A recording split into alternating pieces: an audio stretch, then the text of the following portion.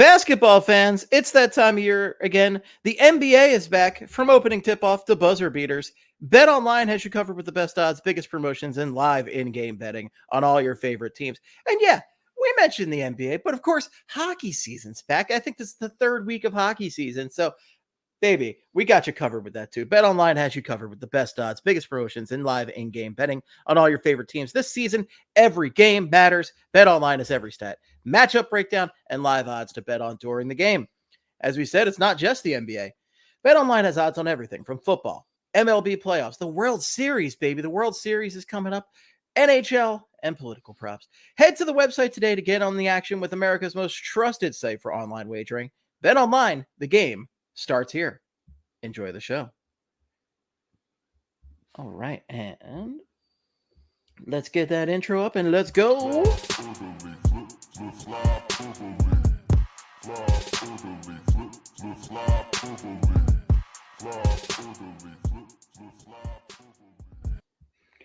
Ryan Quigley, we are back with another episode of Flyperbole, and I have seen the almighty portal. I have gazed upon its fearsome visage. Not only have I seen it, I have walked by it 3 times this week because the shuttle for my work drops me off right by Love Park, and I have to walk through Love Park to get to my bus home. So I walk directly by the damn portal every day, and I'll tell you what, I've stared into it. I've seen some majestic sights. I saw space today. I don't really know what the hell the deal with that was. Maybe it was a screensaver. I don't know. I saw a couple lovely Irish people waving hello from the other side. And did you see a couple Irish people holding up like "Go Birds"? I saw that was a thing. Yeah. Well, I heard that t-shirt connoisseur Heavy Slime went over there and rocked a bird shirt too. Yeah. Oh, I love Heavy Slime. Okay. That's Heavy awesome. Slime. Yeah, one of the greats. And Heavy Slime, Flyers collaboration. Call us. Dude, whatever. Yeah. I'm really surprised because, like, for him, it's always Birds, always Sixers, always Phils. Yeah. Has he ever done a Flyers thing once? Not to my knowledge, but listen, what goes better with the orange and the black than black and white skeletons? Right. I mean, come on. This is like it's really perfect. Yeah. He needs to get his ass. Money in the bank, my friend. Money in the bank. We're missing out. He's got to get on that. Yeah. But, I saw a crazy thing in the portal this week, and I actually saw a glimpse into an alternate dimension. Isn't that weird, like wild watching stuff? The Flyers win a hockey game? Is that what? Yeah, is that and that's what it was. It wasn't even like seeing a wildly successful Flyers team. It wasn't even seeing like them dominating the NHL standings. It was them playing competent, cohesive hockey, where the backup goaltender doesn't have a 5-hole the size of the moon, and it's not so humongous big, and the team can actually keep up with the play of their 19-year-old star player. Can you imagine that? What a world that would be. That's how you know it's an alternate dimension. Yes, because that's not our world. Because what we have seen not at all. Is just, we started off with we had a decent start to the season, right? They had that 1-1-1 start. Not ideal, but they showed Calgary, signs, right. Vancouver's a great win. Vancouver's a tough one, especially on the road to start. Calgary was tough. Calgary's had a really hot start, and Fedotov was obviously not good in that game, and that's going to be a recurring theme. Which I did not see coming. Calgary starting off like this was not on my bingo card at all. So. It was not on my bingo card, not remotely. And then Edmonton's always a tough draw, even when they're struggling. I mean, they have McDavid and Draisaitl. They're always going to be tough. And to take them, to almost beat them and go into overtime, that felt pretty darn nice. That felt like a great game. Mishkov scored 2 goals. Things were feeling good. The vibes were good. And then that Seattle game happened where Fedotov had just an abysmal performance. The defense was pretty darn lousy too. And the team almost came back, though. The team showed some gumption, almost came back in that game. And, it wasn't the best, but you at least felt some reason to feel some positivity coming out of that Seattle game. And then the home opener happens, and you're like, all right, here we go. Home opener. We already beat the Canucks. We can do this again. And they get shut out 3-0, which is just pathetic and sad. And that cannot happen in the home opener. No, it can't happen in the home opener. And I don't think I have the the sad trombone on here, so I'll just have to make the sound myself. Wah, wah, wah. Yeah. And that's what it was. It was a sad trombone of a home opener. And that crowd was hyped. That crowd wanted to accept the Flyers back into their hearts. And the Flyers completely let them down. It was just a bummer of a game, just an abysmal performance. Not fun to watch at all. You weren't there for that one, were you? I was not. I was actually in Newport, Rhode Island for a wedding. I know nothing about Newport, Rhode Island, but I guarantee you were in a better place. Dude, Newport, Rhode Island rocks. Go to Newport. It's great. The pictures you had were beautiful. A lot of lighthouses. A lot of lighthouses, a lot of rich people, which fuck them, I say. But, lots of opportunities for vandalism to take down the rich. So love that. Kamala, baby, she's coming for them. She's coming. But getting spicy early on this one. Yeah, we are. But yeah, so Red hats are not going to enjoy it. I missed the please like and subscribe. I missed that whole game. So I didn't see the hope at all. I honestly still have not even seen the highlights of it. Glad I didn't see it. Considering I write about the team, I should probably watch what happened, but I haven't. And guess what? I'm no worse for wear. I don't care. No. So you didn't. I mean, they didn't score a goal. You didn't miss anything. Yeah, it was pathetic. So you have that terrible 3-0 loss. It was just shitty. And then you move on. You're like, all right, they were tired after the road trip. We can make one more excuse for this team. They're tired after the road trip. A tough West Coast road trip to start the season. I understand. All right. They're playing the Capitals. If they can't get jam up for the Capitals, who are not that good. It's a nationally broadcast game. And it's if you're going to bounce back against a team, it's a division team. It's a team that beat you out for the playoffs last year. So there's a lot of motivation there. And also Matvei Michkov, his idol, is on that team, Alex Ovechkin. So there is a lot of reasons to really get up for that game, and they absolutely did not get up for that game. The team was just messy. I went on the PHLY post game after that game, and I was just like, it's funny because Bill, I was last minute addition to that, and I got the text. I was pretty tired. I was in the office that day. I'm like, I don't know, and then the team had such a terrible effort that it actually pissed me off enough that I'm like, I'm going in. I'm doing this post game because I really just wanted to ream them out because I was so mad about that whole performance because it was so lousy. And I know I've said before, this season doesn't matter, and it doesn't. It really doesn't. The only things that really matter are the development of the young guys. But I still would hope to see competitive performances on most nights. And there was nothing. There was no juice in the team at all on Tuesday. They scored a goal. There was a glimmer of hope at the beginning of the third period, completely destroyed a minute later by the Capitals. Right. Yeah. And I just remember there was that one period where it was it was late in the game, and it was the Flyers have had 5 shots since the first period. It was so uninspired. It was a horrible effort. The whole game, it was miserable. And things didn't get that much better. You thought that things were going to turn actually early in the third because Travis Sanheim scored that goal, and you're like, oh, is this about to happen? Are we about to see a game here? And they let everybody down real bad. So I'm not going to lie. I was in the bathroom when Sanheim scored that goal. And then I was still in the bathroom when I heard excitement a couple minutes later. And since it was an ESPN broadcast, I didn't know where the excitement was coming you just from. heard yelling. So I was thinking, I'm like, oh man, is this kind of situation where I'm going to have to be superstitious and stay in the bathroom? And then I checked the score and went, no, definitely not the case. Yeah. Yeah. It was rough. So they lose that game. What was the final on that? 4-1? 4-1. Yeah. 4-1. So then they come back the next night, and back-to-back home and home series, never fun. And because it's a back-to-back, you're like, oh my God, they're going to have to start Fedotov again, who's just been horrible through 2 games, just horrible, and looked progressively more lost through those games. Mm-hmm. And I didn't really have much hope for that game So much so that I placed a couple bets against the Flyers in that game because I felt just terrible about their odds.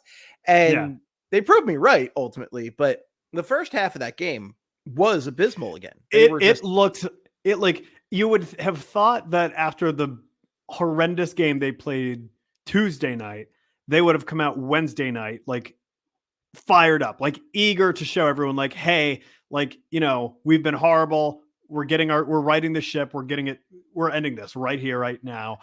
And they came out and they played arguably the worst hockey we've seen them play, like in their first 7 games. Like, honestly, I don't think it was arguable. That was their worst hockey. It was so bad. It was horrible. And like, it was so bad.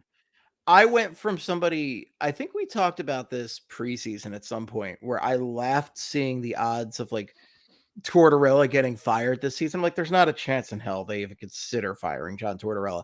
And I found myself this week pondering, is there a chance that Torts might get himself out of a job this season? Because like, that's how uninspired their play was over that 2.5 game stretch right there.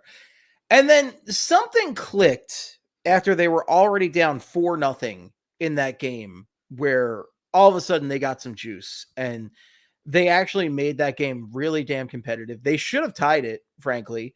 The fact that Morgan Frost couldn't slam dunk a wraparound, which, dude, they have missed so many open shots this season. Like, Sean Couturier has missed like 10. It feels like Sean Couturier's missed one. Joel Farabee's missed one. Morgan Frost has missed one. Like, there have been so many opportunities from in close to score a goal, and guys just aren't doing it. And Owen Tippett's missed the net entirely, like 40 times. Million times. Yeah, it's bewildering. So, fun fact, Owen Tippett ranks 10th out of all, I think, 661 players who have played in the NHL so far this season. He ranks 10th with 7.7 shot attempts per game. That's a lot of shot attempts per game. And I think, what was it? There was one night where he had like 16 shot attempts or something wild, something wild. Yeah, it might have been Seattle even. It might have been, yeah. But yeah, like, it's crazy how, like, there's a lot of frustration with the Flyers, and because they just can't find the back of the net. A lot of it is luck. Like, a lot of it, like, they're gripping their sticks a little too hard. Owen Tippett's missing the net. But finally, he gets one. All they needed was like for him to get that one goal, and he did. And then all of a sudden, things just started popping off. Yeah, and it was fun. It was fun again. We were enjoying it. And then the way it ended, everything came crashing back to earth. But that line change, whatever the hell that was bewildering. It's just crazy. Bewildering, man. And that's, I think, if you are going to make Igor Zamula he's toast. He's toast. I mean, he's a hot mess. He's absolutely horrible. Yeah, he's making Risto look like the most competent guy on the defense right now. Risto's looking good. Risto's looking fine. I'm not worried about him. Yeah, I'm not worried about him. I'm not even worried about him. I'm worried about, like, when I see number 5 out on. Yeah, it's bad. Like, would you rather have Eric Johnson out there right now? Because, like, I might. Honestly, yeah. Yeah. Ugh. One thing that Eric Johnson isn't going to do is, like, not know how to make a line change at the right time. Right. He's an NHL veteran. Like, just skating off during that situation for a line change was absolutely bonkers. Like, man, there are just things like, I don't know, is that coaching? Is that player incompetence? Is it a little bit of column A, a little bit of column B? Yeah. I don't know, but like, there are so many distressing problems with this team right now. And it's not fun for the most part. Like, the game last night became fun, but the first Caps game was horrible. First half. Yeah, it was not fun. The first half was awful. Yeah. I remember tweeting from the BSH account. I was like, there's still half a game left. Yeah. And at that point, the Flyers were down 4-0. It was miserable. It was just a terrible, terrible time. And then shit started popping off, and it was fun again. And everyone was having a good old time. And, credit to Owen Tippett for getting on the board. Credit to Matvei Michkov. Matvei Michkov, baby. Like, that's excellent power play goal. Yeah. 7 points now. 7 points in 7 games. We're going to talk about Matvei in a little bit, but like, that's one of the few bright spots is the fact that our beautiful boy he's man, he's putting up the points so far. It makes me very, very happy. Nothing else makes me happy. Well, it was good to see Tippett score because Tippett's one of the guys that if they are going to right the ship, they need Tippett to play great because it's possible he has the potential to play great. He's not done it for the most part, but like the thing is like he's one of the few guys getting offensive chances on the regular. That's the thing. Yeah. I would be worried if he was just invisible. Like, for example, Joel Farabee, who by the time this podcast is uploaded, the Joel Farabee story that I have written will probably be published. So look out for that on broadstreethockey.com. Please subscribe. It would be one thing if he was just invisible like Joel Farabee. Like Joel Farabee is just non-existent in these games right now. Where did he go? I can't find him. This is a guy who set career highs in goals, assists, and points last season. Like literally where is he? Who's to say? No one could possibly know. And so it's just like, that's not Owen Tippett's problem. Owen Tippett is like visually, you can see he's doing things. He's missing the net. He's not, hitting the back of the net, but like he's doing stuff. He's putting himself in position to score. And eventually the goals are going to come. Eventually the dam is going to break and we're just going to see an outburst of goals from Owen Tippett because that's kind of what we've seen from him. Like he's a streaky dude. And when he's on a roll, he goes absolutely ham for like 2 weeks. And then he starts to slow down and then he goes back up. And that's just how goal scorers are. That's not even unique to Owen Tippett. That's just the way that every goal scorer is. Right.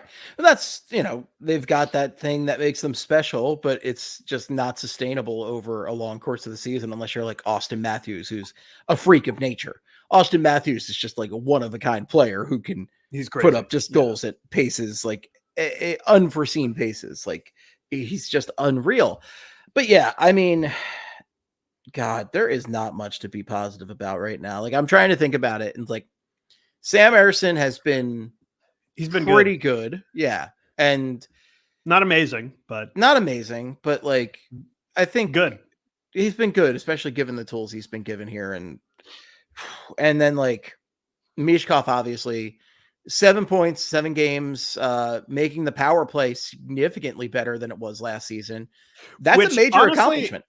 Yeah. Those are two of the main things that you could argue would be the most important things, like positive things you would want to see this season. Like one, see if Sam Ersson is the guy.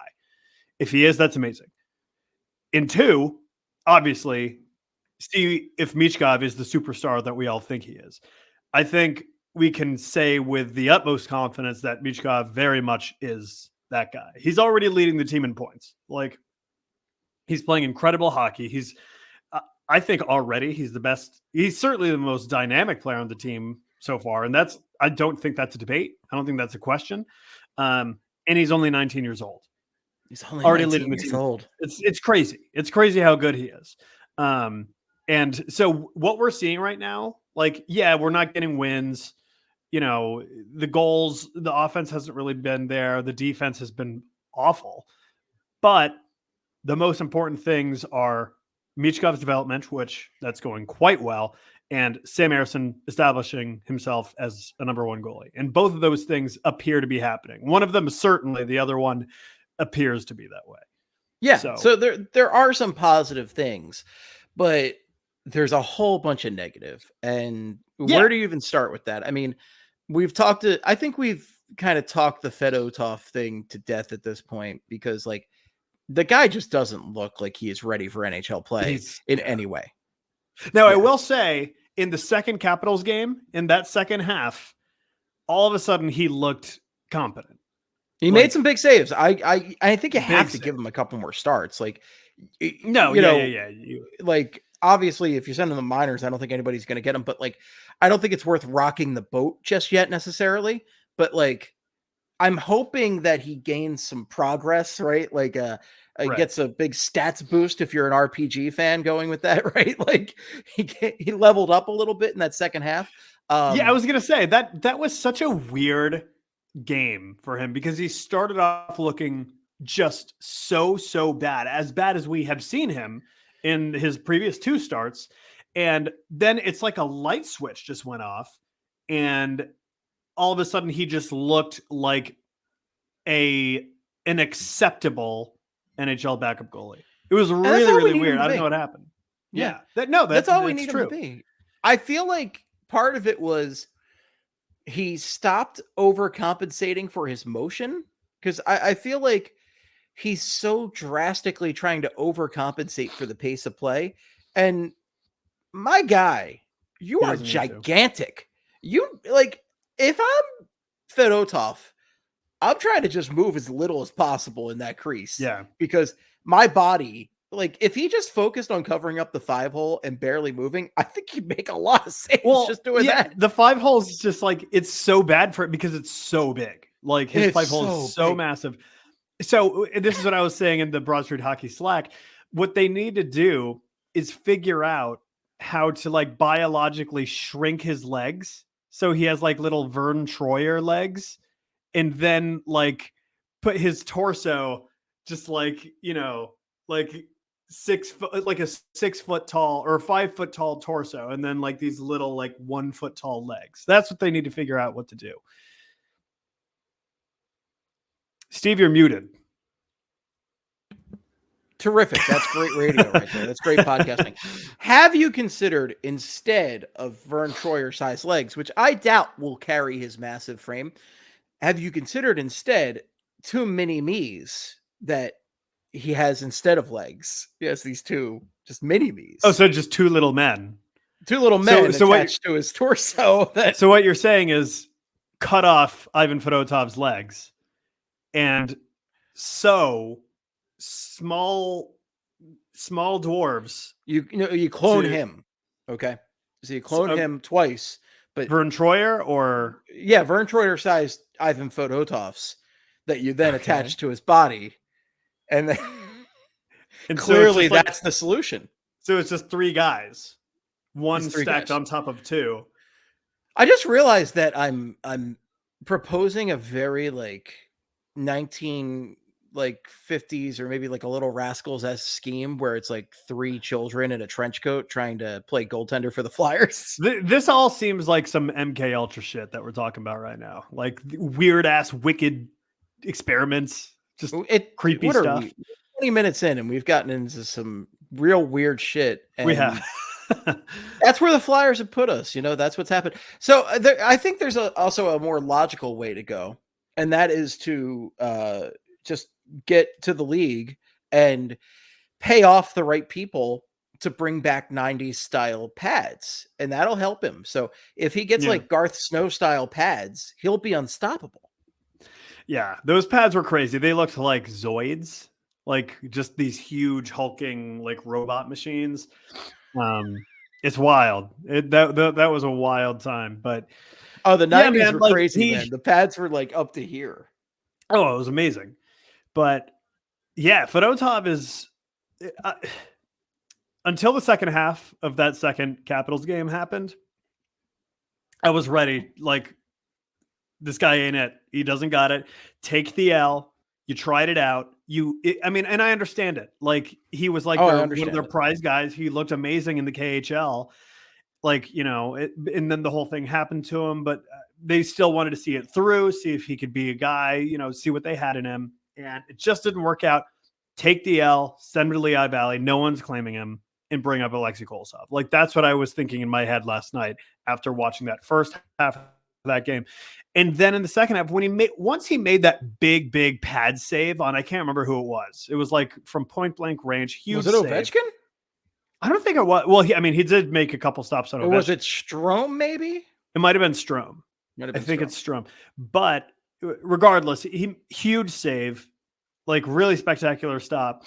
And that just seemed to change his whole like mentality for the rest of the game. And I don't know, you know, what happened from that point on, but he looked better. It's not to say he looked good, but he looked considerably better than he had previously. He kept them in the game. Yeah, he at did. a point where they were already getting destroyed. And frankly, Sam Ersson needed the rest. I'm really glad that even with the loss, they didn't pull Sam Ersson back into that game. Right. Because Sam Ersson, he needs the rest. Like, that's why we need Fedotov to even be competent, because you will run Sam Ersson into the ground. He has never played a full NHL season, at least like as the starter from start to finish. Yeah. And I don't think this is the time to overwork him. So, like, if as many starts as Fedotov can get in there and spell Ersson, that's like huge. And yeah, I think we're still going to be thinking about sending him down. I think this conversation is definitely going to continue. He'll probably get another shot this weekend because yet again, another back-to-back. Yeah. I don't really understand the NHL schedule makers at all, but like another back-to-back. So they're playing Minnesota on Saturday and then they're playing Montreal on Sunday. At least those are both home games, although they've looked the worst they have all season at home. So like, I'm thinking he'll probably get the shot in the Montreal game. That's what I would mainly think. Because Minnesota's red hot to start the season. Minnesota, I don't want Fedotov anywhere near that team. I don't think they would want Fedotov playing 2 games in a row anyway, because we got the Capitals game. Oh yeah, I gotcha. Yeah, I mean, even with a few days off, but yeah, I agree. So I feel like they want Ersson against the better team, but they want him in the next game. So yeah, excuse me, but yeah, like I'll say this: if Fedotov comes out on Sunday, and looks really good against Montreal, doesn't even have to necessarily get a win. Like, I don't care about the wins for him. No. I just need some evidence that he is a halfway capable backup NHL goalie. That's all I need. And if he can come out and look that way, let's pretend, if he comes out and the Flyers lose 3-1, one of those goals is an empty netter. That's a victory for Ivan Fedotov. That is a big win for him, because he has been just so bad. I honestly don't even know. Like, has he allowed fewer than 4 goals yet? I truly don't know. Let's that's see. The case, because it would have been the Calgary game if that was the case. Because the Kraken game, the Kraken game, 3. He was like, that was 3. Oh no, that was 6. Yeah. So, so he has not allowed fewer than 4 goals yet. Crazy. That's some real 80s style shit right there. Like, the 80s were a time when you could be Ron Hextall and have like a 3-something GAA and win the Vezina. Right, yeah. But like, that ain't today, bud. Really the Flyers allowed 6 goals against the Capitals in the second game, but 2 of those were empty netters. One was the goal tax for Ovechkin, so everyone pays their little empty net tax for Ovi. Of course, but that's the only goals he could score these days, because he's washed, folks. He's washed. Big time washed. Big time. It's almost as if 39-year-olds aren't made to be playing competitive ice hockey in the NHL. It's almost this is a false record he's going to achieve. Oh, I'll hang up and listen. Oh, God, yeah. But listen. If he comes out on Sunday and he looks considerably better, that's huge. 3 goals would be amazing. Yeah, just give up 3 goals. Just do a steady decline of the goals that you allow. That's it. And then we're cooking with gas. But yeah, man, like it's rough for Fedotov. And if this continues, you can't. You got to move on. It's not fair to the guys. We discussed this last week. It's just not fair to the guys. It's not fair to the team to continue to throw him out there if he's going to be a huge liability every time. Yeah. If it's, a few weeks from now and he's gotten like 3 or 4 more starts and he has not gotten better, like a lot better, you have to do something, because honestly, Cal Peterson is bad. Like that is Cal Peterson level. It really is. Yeah. Like you cannot be having them. You can't have them come out, because then you dig yourself into that hole. Just like we were talking about last week, you dig yourself into that hole of, oh, well, we can't start Ivan Fedotov because if we do, he's going to give up 6 goals and we're probably going to lose. So what we need to do is just play the shit out of Sam Ersson. And that is not the best way to do it, because we literally saw what happens when you try that last season. Didn't work well. So they have to make a choice here. You have to either keep playing Fedotov or send him down and just throw Alexei Kolosov in the fire. Like, you got to do something, because you cannot play Ersson as much as you did last season. So to say a very censored version of what I intend to say here, it's funny or censored. You need to poop or get off the pot. It's true. Yeah, it's true. Everybody poops. Yeah. So the Flyers, they need to poop, Steve. They need to poop real bad. So get some poop. Constipated ass hockey team over here, folks. Constipated ass team. Maybe they just need some positive reinforcement. You remember? Did you ever see? Yeah, you saw Better Call Saul. You remember the little? I love Better Call Saul. You remember the little toilet buddy invention that guy made? Yeah, so like, the toilet buddy. Yeah, yeah, the toilet. And so, like, whenever you poop, it's just like, oh, you're so big. You're so big. Yeah. So every time Ivan Fedotov comes out of the tunnel, ooh, and he doesn't poop the bed. And he doesn't. You're so big. Well, he knows that part. Oh, you're so talented. Yeah, exactly. Yeah, that's what you can keep up with the NHL pace of play. Oh, yeah. Put it in me. Yeah. We got really weird for. It's funny because like I didn't even. It's funny because like I tried to bypass Fedotov too. I was like, we talked it to death, and then we talked it for 10 minutes. It got super weird. But you know what? I like it. If you haven't seen Better Call Saul, watch it. It's a great show. Oh, it's one of the best. Yeah, one of the best ever. But now, yeah, so interesting stuff in that. I would like to now we talked about constipation, and I'd like to talk about a man who's looked like he's constantly constipated this entire season so far, and that's John Tortorella, who he does not look like he's having a good time. Yeah, like he hasn't looked great. That screenshot I got the other day, by screenshot I mean picture I took of my TV where he's like, doing your like that, slamming Sammy. That was, you know what, I do it better than slamming Sammy, so I got that going for me. Oh boy. He gets like the lines on the TV. He takes it from like a downward angle. Like it's so weird. It's rookie shit. It's rookie shit. I know how to take a picture off my television. But towards like that grimace he made, he's not having a good time, and I don't blame him. But a lot of it's his fault too, because this team has looked unprepared in a lot of areas, and I think one of my biggest line problems, change. That's obviously that's a lot on Zamula, but that's coaching. It's mostly coaching, 100%. And then there's blending the lines every single night. Like that's what I really want to touch on. Yeah, like allow these guys to develop some semblance of chemistry. Like just stick with the lines for like 4 games. And if it doesn't work, mix it up again. Like give them some time to work together, because if you give them like, 3/4 of the first period, what is that going to do? That doesn't do anything. And then it screws with everyone's mind.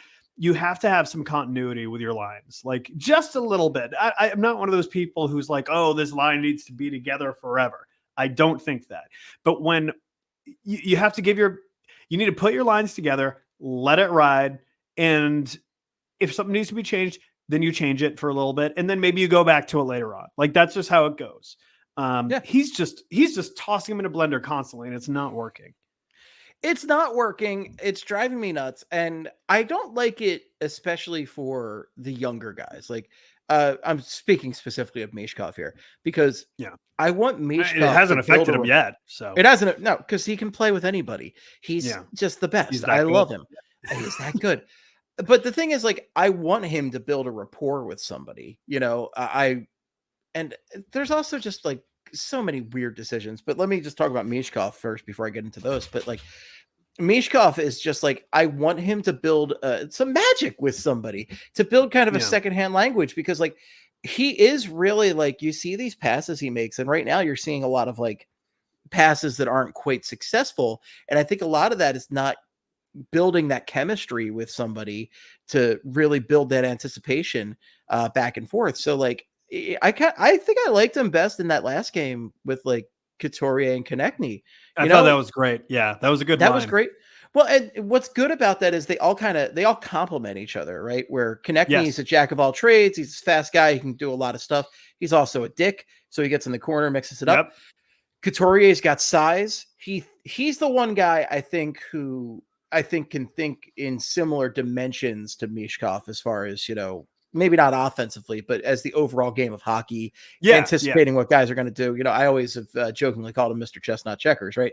But Sean Couturier is a very, very smart hockey player, and he is a guy who can think along the lines of Mishkov. So I really like him in that regard.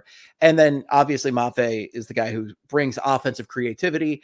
He finds ways to score. He sets guys up. So put him with talent, put him with, Couturier also gives you a little bit of size and can help you win some board battles, which when Mishkov's with Frost and like Tippett's got some size, but he's not really a size guy. I think we can all verify that from the way he got blown up on a near breakaway by Tom Wilson.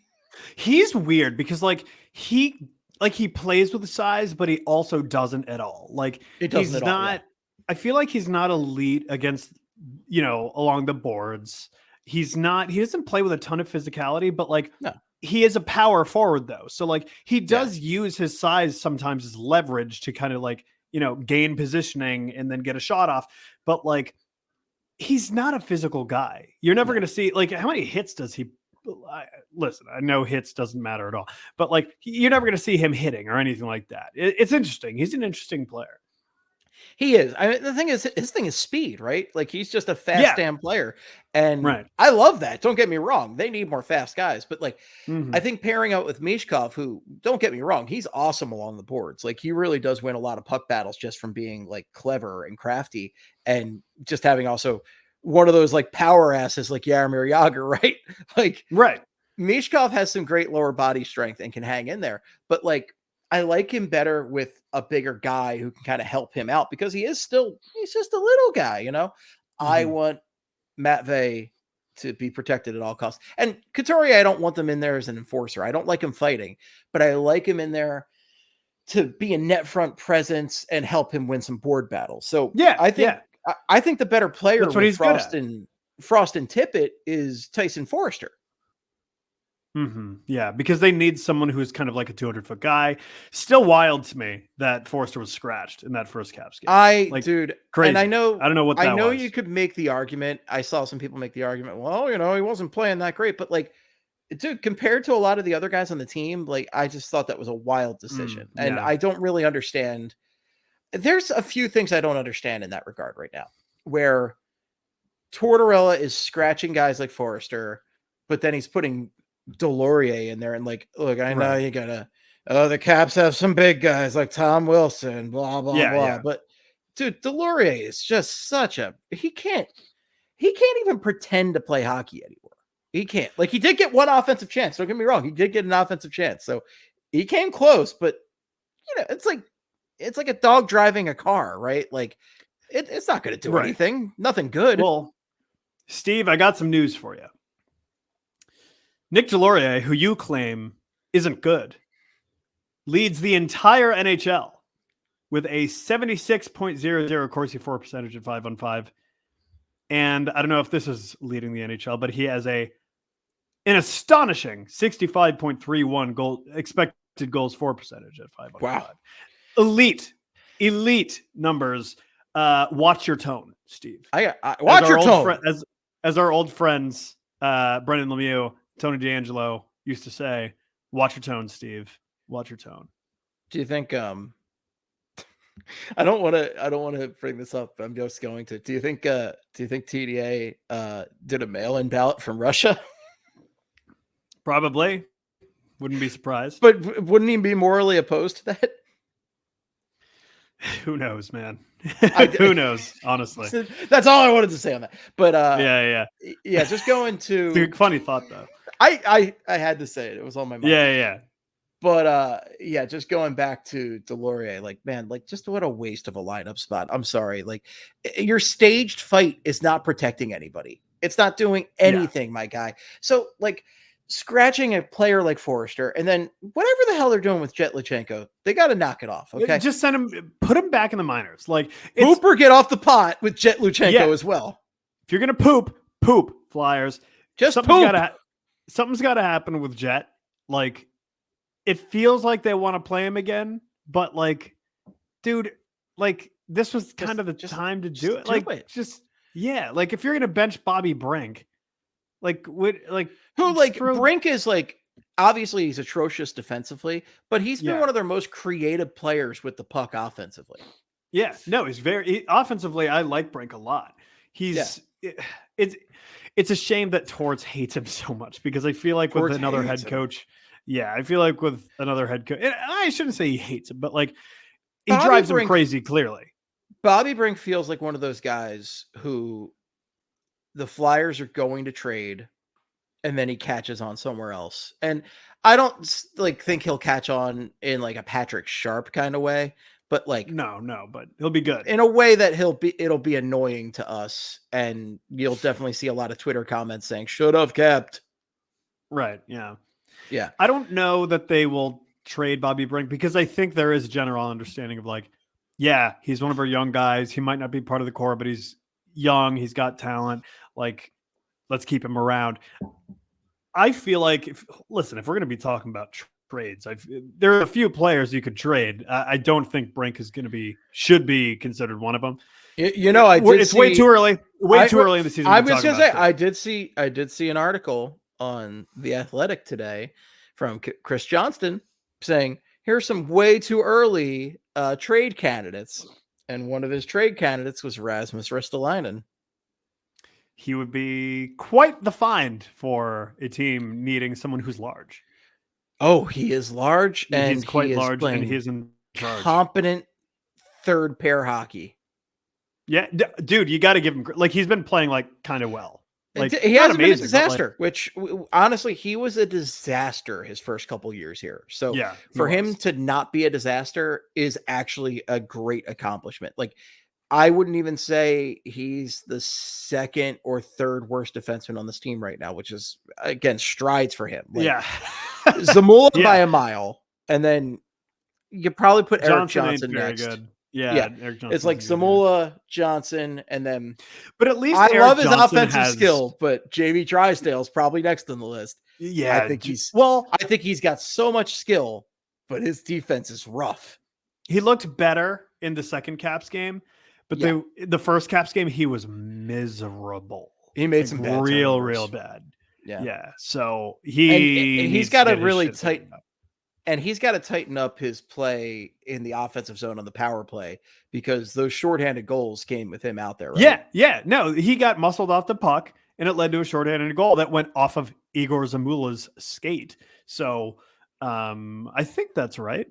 Yeah. It was something like that. Yeah. He definitely got muscled off the puck, though, which was distressing. But it feels like that just happens with him. It feels like he tries to make a play at the blue line or keep the puck in at the blue, or something happens at the blue line, and then it ends up going out to center ice, and then all of a sudden he's scrambling to get back, and then it ends up being either a short-handed goal or, a high danger chance for the other team. And it's just, Jamie Drysdale. Like, I believe in Jamie Drysdale. He's got to. I think he's got a ton of skill. He's got so much skill. He's got a killer shot. I think he's got maybe the second most potential on this defense, right? He might even have the most potential, frankly, because his offensive potential is higher than any other defenseman on this team. I still think it's weird that Cam York isn't being more utilized on the power play.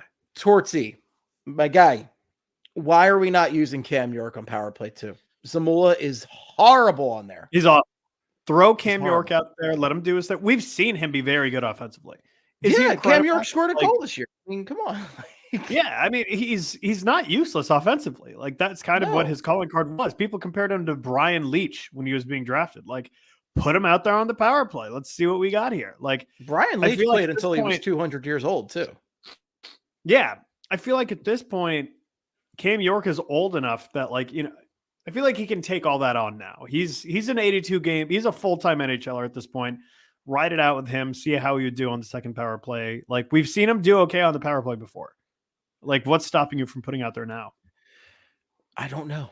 I don't know. Please, Tortsy, if you are gonna fiddle with the lineup, fiddle with stuff like that. Don't mess with like Mishkov's line mates and like put him with Ryan Paling, which is just an atrocity. How about Ryan Paling just getting the shit beat out of him in the second? Like he took that shot and he's just crawling off the ice, unable to move his goddamn legs, and there's not a whistle. What are we doing? What are we like? Did you see the replay of him crawling to the thing like an injured like cockroach, like just crawl? And then like he gets there, he goes down to the tunnel, and then he comes back like Paul Correa 2003, and he's just skating around like nothing even happened. I'm like, what just happened? And then he blocks another shot and he gets hurt again and he keeps playing. And I'm just like, dude, Ryan Paling, you are a monster machine. The guy is a warrior. And I really like him in the bottom six. He should not be playing with your young elite forward. I'm sorry. Already seeing him playing on a line with Mishkov is just so distressing to me, because it's one of those things we joked about. And because the thing is, like, Paling's a guy who has great heart, great hustle. He's got a little bit of speed to him, right? Great attitude. Great attitude. He does not have the puck skills to play with a guy like that. He just doesn't. And we've talked about that before. Like, he has the speed, the smarts, sometimes, but like he's got like no skill. He does not have. He does not have a lot of skill. Like I say it all the time. Like, my God, if he had even halfway decent stick skills, like he would be really, really, really good. And he just doesn't have that, and he never will. And that's all right. He's a fourth line, third line guy, and that's it. And that's okay, because those are valuable pieces. But like, don't get disillusioned into thinking he's some sort of like 1 or 2C, because he's not. I mean, Torts is basically using him on 2 lines in a game recently. It's just like, he's a madman. So it's his favorite player.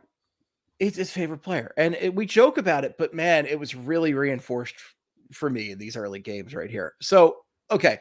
On a scale I just designed, okay, of the lowest being a chest freezer filled with beef ribs, and the highest being Guy Fieri's shirt flames, how hot is Torts' seat right now? Oh, what was low? What was the low? Is a chest freezer full of spare ribs or short ribs. So I guess your medium. And the highest is Guy Fieri's shirt flames. Highest Guy Fieri's shirt flame. Yeah. I will. Is it like a corner store refrigerator, a bodega fridge? You know what? I'm actually gonna say kind of low. Okay. And so reason bodega I say fridge. That, yeah, bodega. I'll say bodega fridge, because I think if the Flyers play the second Capitals game the way, like for the entire game, the way they played the first half of it, then I think we got some, like, because that was just atrocious. Like, that was so bad. Like, it was honestly stunning. Like, I'm starved for watching hockey. Like, I'm excited. I came into the season pumped to watch hockey, and I was already like, scrolling on my phone going, what else can I watch? What else can I do besides this miserable crap? But then the second half of the game happened and they looked amazing. They looked so good. They were connecting on passes. They were scoring goals. Like, they were creating chances. It was crazy. It was a fun second half of the, like, I was like engaged. Like, I was pissed off. I was about to turn it off. But I turned it off. I was relegating it to my laptop or something. But then, like, yeah. They come back. I'm like, I turn the volume up on the TV and I'm like, yeah, punching stuff. I'm like punching the air. I need to know what happened. Like, what led to that? Like, was it that Ivan Fedotov save? I don't know, but like, something happened and they were just like, oh yeah, that's how you play. And then they just started going insane. And like, that's how you play hockey. If they continue that on Saturday against the Wild, if they just beat the shit out of the Wild, Torts ain't going anywhere. Honestly, I don't think Torts is going anywhere anyway, but like, I will say, and I shouldn't say never, or you can't ever say. I think it would take a lot. I think it would take a lot. It would take a lot because, like, if let's pretend this losing. All right, let's pretend on Saturday they don't beat the Wild, and then they lose the second part of that back-to-back against the Canadiens. Let's pretend this losing streak gets to like 11 games. Steve, at that point, you got to do something. You have you have to do something. You can't just let it fester that way. So yeah, if it gets to that point, you have to start looking at the coach. But I don't think it's going to get to that point. And I do think the Flyers have been very unlucky offensively. I feel like their shots have been off. They just have lacked confidence, but like they looked very confident in the second half of the second Capitals game. If they play on Saturday with the confidence they showed in the second half of that game, I think they'll be okay. Like, I'm thinking they could turn this around. We're still early in the season. Like, yeah. I think the Wild game, I'm chalking that up to a loss already. I'm telling you, I don't want it to be, but the Wild are 4-0-2 at this point. Just like they're playing great hockey right now. I'd be very surprised if they beat the Wild. The Canadiens is a winnable game, but a lot of that relies on Ivan Fedotov again. So yeah, those are a couple tough ones. I think the big thing for Torts being truly on the hot seat is crossing his star player Matvei Michkov. And I might throw also TK in there a little bit because like if he's pissing TK off and TK really likes him, that's very surprising. Like Nick Seeler had a quote because he had a little bit of an argument with Nick Seeler on the bench. Yeah, it looks like there was a little bit of a spat. But Seeler came out and basically said, I forget exactly what the quote was, but he's just like, yeah, I love the guy. Like, that's just like a family arguing kind of, that's a big paraphrase. I have no idea what the exact quote is, but that was my understanding. With Jim Montgomery. Yeah, it's the same thing with Jim Montgomery and Brad Marchand. Like we saw them going at it on the bench and, they're going to be fine. Like I have no doubts that they're going to get their shit figured out. Nick Seeler, I kind of see what he means though. You know what I mean? Like I don't think it's that big a deal. I feel like things like that happen all the time and people make a whole deal out of it, but it really is always do important. So, by the way, I hope the mic picked up. Brucey was just doing sleep woofs over there, and it's like the cutest thing in the world because he's dead asleep and like running and doing like whoop whoop whoop. I was wondering what you're reacting to. Yeah, Brucey was doing. I was like, I think he was doing sleep woofs. I was trying to see it because he's not in view of me right now, but he was, and it's my favorite. But yeah, I would say Tortsy would really have to cross the star player. Like if Michkov came out and was like, I won't play for this man, then yeah, right. Goodbye, Torts. But yeah, I think Michkov it would take wins. a lot to get there. Michkov loves this team so far. He's playing his heart out for this team. He's been so much fun. And yeah, I would like a win sometime soon. I don't know if it's going to happen this weekend, but let's look at the upcoming schedule real quick. So bad news is they have the Bruins coming up. Oh, the Blues though. Halloween, 2 Bruins Blues games coming up. So that's not great. But no, it's Wild, Canadiens, Bruins, and Blues. So and then I think after that Blues games, it's the Bruins again. Yes, it is. It's quite a shit sandwich, but yeah, not good. But if they could win that Blues game, that'll be there. You go because the Blues suck. So that's a win. Yeah, they are not good.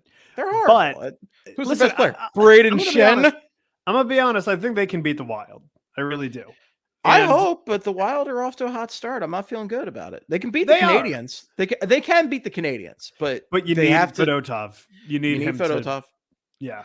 The one good thing, he's got to be better. The one thing in their favor right now, as far as like Nick Seeler's now got 2 games under his belt back, and I can't believe we're talking about him like this.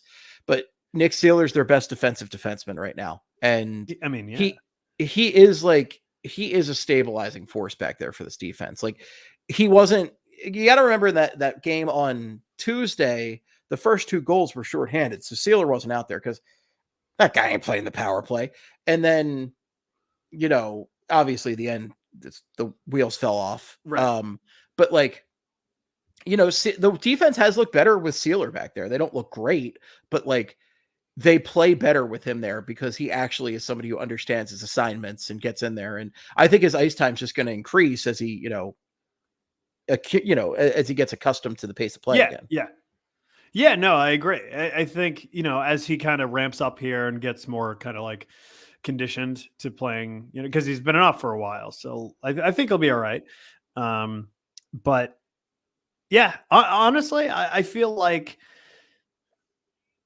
in terms of the Montreal game and in terms of Fedotov, I think the way he ended the Capitals game Wednesday night was really, really important.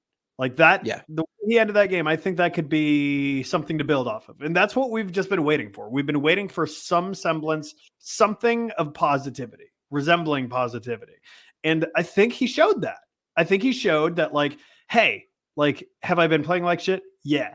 But from right now to the end of this game, I'm like, he just looked different. And again, it's not to say he looked good, but I feel like he played well enough where it's like, all right, let's throw him in against a bad Montreal team, see what happens. And I don't want to rule out the possibility that he looks serviceable.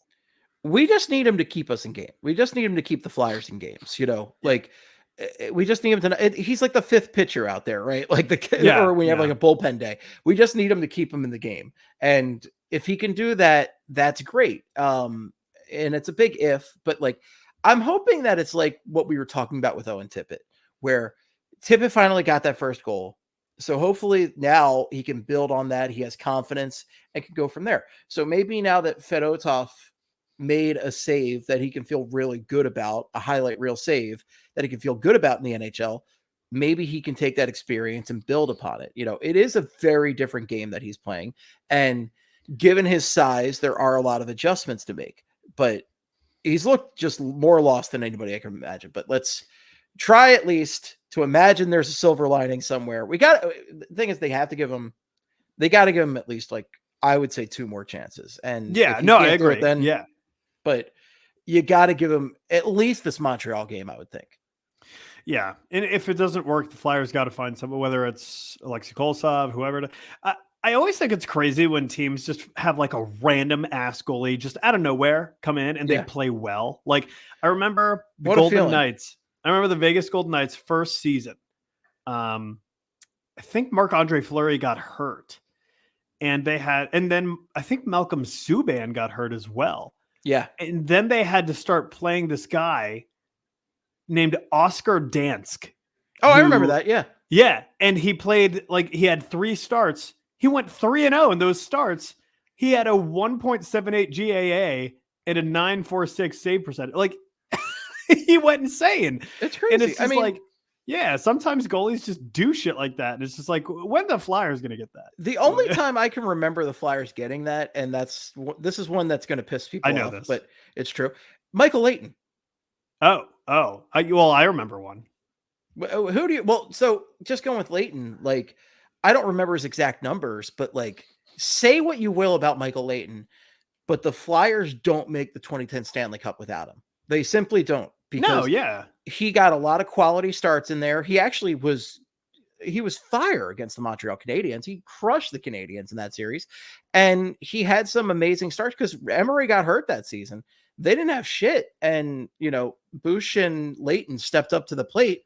And again, they weren't great by any means, but like, Leighton had some great stretches though. He really, truly did. And if it wasn't for Leighton being a random ass goaltender that season, they don't make the Cup final. And look, I know they didn't win, but guess what? For most of this generation of Flyers fans, that's the best run we can remember right there. Right. Yeah. Who's your guy? You know who I think of is the man, the myth, the legend, Rob Zepp. Rob Zepp. Oh. Zeppelin. That was awesome. That was cool as hell. Rob Zepp. What a name. He was awesome. Well, you know who the random ass guy is this year? Well, maybe not that random, but Anthony Stolarz is crushing it over in Toronto. Stolar the goalie, man. Like, good for him. I'm happy for him, man.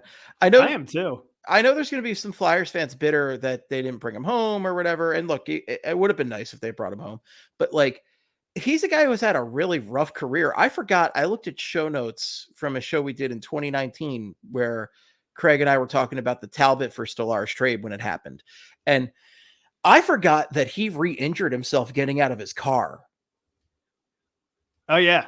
Yeah. Yeah. Crazy. Yeah. The dude had a rough go of it. And like, there was a time when we questioned if he'd even have an NHL career. And then he's become a solid backup for a lot of teams for the past few years. And then now he's like the dude in Toronto. Yeah, he is, yeah. Yeah. Like Joseph Woll was, I think, supposed to be the starter, but then he got hurt. Yeah. And Stoley's been amazing. They're singing his praises, man. And it's awesome. Like, I'm really happy for him. Yeah, no, he deserves it. Stoltender, the goaltender. Stoltender, the goaltender, baby. Stoltender, the goaltender. What a cool story he's been. He's really carved out an amazing career. So yeah, good for him. It's super cool. So, well, one day, guys, we'll get back. Maybe Sam Erson's that guy. I don't know. We'll find out. But yeah. Well, we're hoping Ivan Fedotov can just get to competent. That would be nice. So, all right, one more topic I wanted to bring up, and then we can call it a night on the old Flype show right here. But I wanted to talk about a great story from the New Heights podcast, which is the Kelsey brothers, Jason and Travis Kelsey. And one of the recent episodes, they were asking which NHLers could have played in the NFL. And the clip I saw, the first guy they mentioned was Eric Lindros, who, I love some Big E. I wore the Big E jersey on here, I think last week. And he's my favorite player of all time. And they were like, oh, Eric Lindros could have been a tight end. Just big, tough guy. And I'm like, hell yeah, I was into that. And then the reason I heard about this in the first place is because they brought up Claude Giroux. And I thought that was funny because Claude Giroux is like a pretty tiny guy. And they were like, oh, you think you could be a DB, maybe a safety or something like that? And, Jason then mentioned that Claude Giroux would come into the Eagles locker room looking to arm wrestle anybody he could find, which is amazing. I would love to hear more about these arm wrestling matches with Claude Giroux and random Eagles. Cause like, this is like one of the coolest things I've ever heard. I've never heard this before. And like the thought of Claude Giroux just like kicking the door down going, hey boys, who's ready for a little bit of arm wrestling? Just imagine Claude Giroux being like, who wants to arm wrestle? And then just like Jason Peters sits down across from him and he's just like, all right, let's go. And then Claude Giroux wins. Imagine. Claude Giroux wins. Imagine I think we need to. So there's an 80s movie with Sylvester Stallone called Over the Top, where Sylvester Stallone plays an arm wrestler. So I think we need to remake Over the Top with Claude Giroux. And I've made a little mock-up that I'm going to share with everybody right now for what I think that would look like. So there we go. Over the Top with Claude Giroux. Oh, yes. It's perfect. It is perfect. Yeah, Lane Johnson, him just taking out Lane Johnson in an arm wrestle. Taking out Lane Johnson in arm wrestling. Can you imagine? Be amazing. I would love that. I would love that. But yeah, that was like such a great story. I would pay so much money to see video footage of him doing that. Oh yeah, no, me too. I wish I was there to see it because it's just like, especially like the younger Claude. Like if it was young Claude Giroux doing that, like, to me, that's just hilarious. So, piss and vinegar, Claude Giroux, 100%. Oh yeah. Because when he was young, he was like a fire. Not that he was never not a fiery dude. Like he's still a fiery dude, but like he was really fiery when he was young. He's mellowed out quite a bit. Yeah. Like he's. Yeah. We all have, my friend. We all have. He doesn't have the hair anymore. He has teeth now. Like you could say he's sold out, but you know what? Good for sell out. With Claude to me, oh yeah, sell out. On that note, Steve, I think we need to close up shop because I'm about to sneeze my microphone to death. All right, let's do it. So, folks, that's as good an ending as any. So let's get on out of here. Thanks so much for listening. We truly love and appreciate you all. If you have any feedback for us, unfortunately, the best place is still social media. Quigs, where can people find you on the socials? I'll just read it for you because you're getting a drink of water. You at Ryan Quigs with Z. There you go. Ryan Quigs with his Z. Find him on Twitter. He's also over on Blue Sky with us. Although we got some followers over there over the weekend. So we're starting to build up. Ever since they put up video and non-idiotic blocking features. The blocking thing is insane. Yeah. Elon Musk is a monster. So So We're on both of those. You can find me at Flyperbole on both Twitter and Blue Sky. I'm doing a lot on Blue Sky right now, so please follow me there if you can. It's also over on Instagram. It's over on TikTok. So we're on a few different platforms. Personal is Esteban, but if you're looking for hockey stuff, Flyperbole is the follow right there. Follow Broad Street Hockey. Follow BSH Radio. We have so many good podcasts and so much tangy tent coming out on the website for all y'all. So please check it all out. And that's it. That's all there is. We do appreciate and love you all. And until next time, in the words of the great Gene Hart, good night and good hockey. Well.